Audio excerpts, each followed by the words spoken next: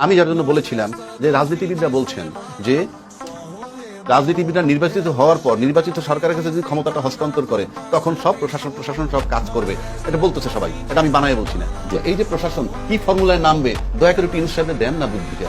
এই ব্যাপারটা কয়দিন থাকবে আল্লাহ মাহবুব জানে, যে ওই কয়দিন যাতে প্রশাসন তাকে কোঅপারেট করে। যেই প্রশাসন ইউনুস সাহেবকে কোঅপারেট করে না, সেই প্রশাসন নির্বাচনের সময় আপনি সঠিক নির্বাচন করবে এই আস্থা আপনার আসলো কেন? Number one. নাম্বার টু, যে ইউনুস সাহেব সব জায়গায় ব্যর্থ, এমন কোন সেক্টর নাই আমি খুললেই শুনি ব্যর্থ ব্যর্থ ব্যর্থ, আমি তর্কের খাতিরে ধরে নিলাম ব্যর্থ, তো সে একটা সুষ্ঠু নির্বাচন করবে, সেখানে আপনাদের আস্থাটা কেন? এ তো সবটাই ব্যর্থ হয়। আপনি নিশ্চিত কেন হইলেন যে উনি একটা সুন্দর নির্বাচন দিতে পারবে? 3 নম্বর, আপনার দেশটাকে এত ভালোবাসেন, দেশের মানুষ আপনাদের কলিজার টুকরা। রাজনীতিবিদরা বলতেছেন যারা মনে করেন নির্বাচনতে ক্ষমতা আসবেন, এবং ইউনুস সাহেব প্রতিদিন ক্ষতি করতেছে চোখের সামনে, দেশটা ধ্বংস করে দিতেছে। যদি তাই হয়, আপনারা কেন মানতেছেন যে ডিসেম্বর পর্যন্ত আমরা ওয়েট করে নির্বাচন দিবে, ডিসেম্বর তারিখ দিচ্ছেন? আপনি কেন মানতেছেন?